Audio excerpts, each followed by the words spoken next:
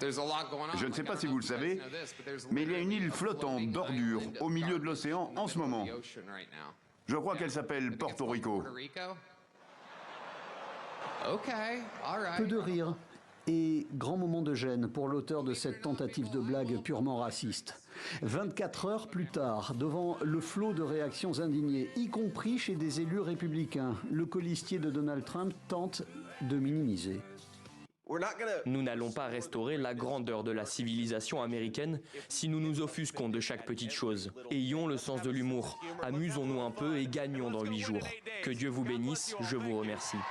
À 8 jours du scrutin, alors que le vote communautaire est courtisé comme jamais, cette blague contre les Portoricains a enflammé les médias, les réseaux sociaux et le camp démocrate.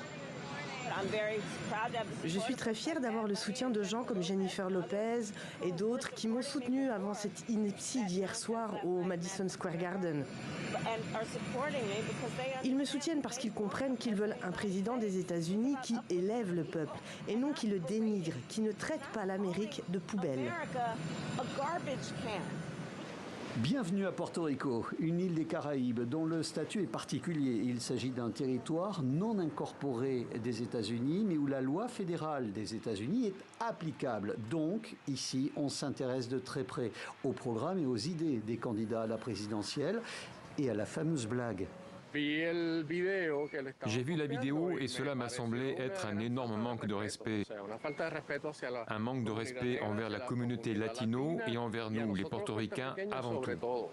Nous sommes précieux et Porto Rico est une terre très précieuse. Et il y a beaucoup de gens très bien ici. Des gens qui ont encore en mémoire ce passage chez eux du président Trump. C'était il y a 7 ans, juste après le terrible cyclone Maria. Non seulement il avait minimisé le bilan humain de 3000 morts, mais il avait dans la foulée visité un centre de distribution d'aide d'urgence où il avait cru bon de lancer aux personnes présentes des rouleaux de papier toilette. Les 3 millions d'habitants de Porto Rico ne peuvent pas voter pour l'élection américaine, mais pourraient avoir une grosse influence sur leurs proches résidant aux États-Unis. 6 millions de Portoricains vivent aux États-Unis.